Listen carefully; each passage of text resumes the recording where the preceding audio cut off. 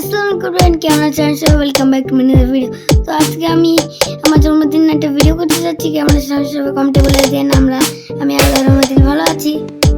এই আপু এটা আমাদের ঘর, আমার আপু সাজিয়েছে, দেখছেন না আপনারা? তো এভরিওয়ান দেখুন, আমার আপু ডেকোরেশন করেছে গিফট, ওই যে গিফট দেখুন। আমার বার্থডে কেক খুবই সিম্পল ভাবে করেছি। এই দেখুন আমাদের বার্থডে কেক, কি কেকের।